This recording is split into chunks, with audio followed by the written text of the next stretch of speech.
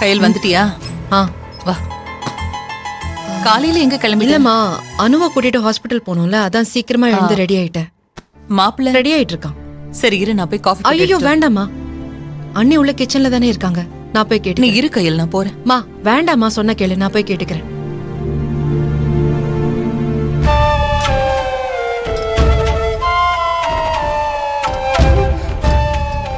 அண்ணி, ஒரு காஃபி கிடைக்குமா?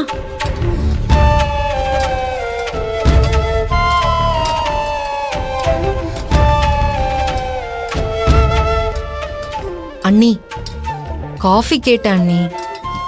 இல்லையா?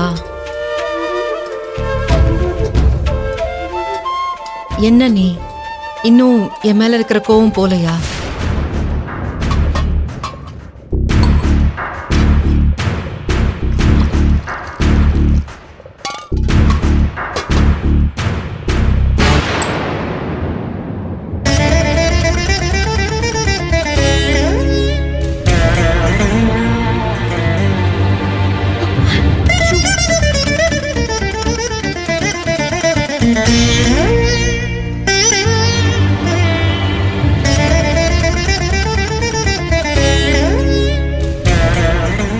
நான் தான் அப்பவே சொன்னல. அக்கா ஒண்ணும் இல்லம்மா.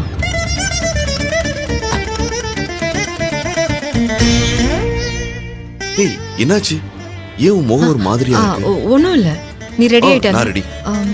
சரி, அனுவா ஹாஸ்பிட்டல் கூட்டிட்டு போலாம்.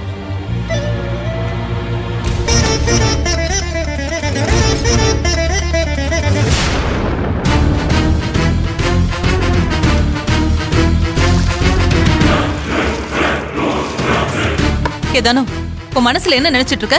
என்னமோ ரொம்ப பண்ற. கையில் யாரு? என்னமோ உனக்கு ஆகாதவ மாதிரி காஃபி அப்படி வச்சுட்டு போற. அவ மனசு எவ்வளவு கஷ்டப்படும். நல்லா தானே இருந்த, என்னதான் ஆச்சு உனக்கு?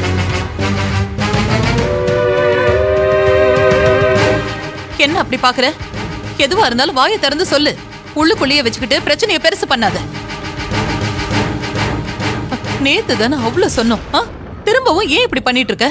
அத்தை, நீங்க உங்க பொண்ணுக்காக சிபாரிசு பண்ணிட்டு இருக்காதீங்க. எல்லாரும் நான் தான் மாறிட்டேன், என்கிட்ட தான் மாற்றம் இருக்குன்னு நினைச்சிட்டு இருக்கீங்க. ஆனா உண்மை என்னன்னா, மாறினது நான் கிடையாது, கையில் தான். அவ முன்ன மாதிரி இல்ல, போய் சொல்ல ஆரம்பிச்சிட்டா. நேத்து இங்க இவ்வளவு பிரச்சனை நடந்துச்சு, நான் வீட்டை விட்டு போறேன்னு சொன்னதுக்கு அப்புறமும் அவ இன்னும் உண்மையை சொல்லல. சரி, என்கிட்ட தான் சொல்லல, உங்ககிட்டயாவது வந்து சொல்லிருக்கணும்ல. இல்லல்ல, அவளை யாராவது ஒரு வார்த்தையாவது கேட்டீங்களா? என்கிட்ட மட்டும் எல்லாரும் வந்து கேக்குறீங்க. ஆனா நான் மாறிட்டேன், முன்ன மாதிரி இல்ல, எல்லாத்துக்கும் கோவப்படுறேன், சண்டை போடுறேன்னு எல்லாரும் என்கிட்ட தானே வந்து கேட்டுட்டு இருக்கீங்க. எப்ப பணம் தரேன்னு சொல்லிட்டு கொடுக்காம ஜாதகம் ஜோசியன் போய் சொல்லிட்டு இருக்காளோ அப்பவே தெரிஞ்சிடுச்சு அவளுக்கு நாங்க வளர்றது பிடிக்கல.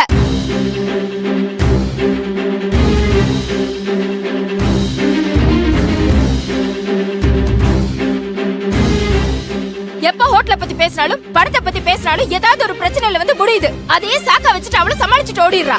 என்ன பார்த்தா என்னத்த முட்டாள் மாதிரி தெரியுதா? இல்ல என்ன சொன்னாலும் நான் நம்பிடுவேன் நினைச்சிட்டாளா? பாருங்க, எது சொல்றதா இருந்தாலும் உங்க பொண்ணு கிட்ட போய் சொல்லுங்க. என்ன இப்படி இரு அப்படி இருலாம் சொல்லாதீங்க.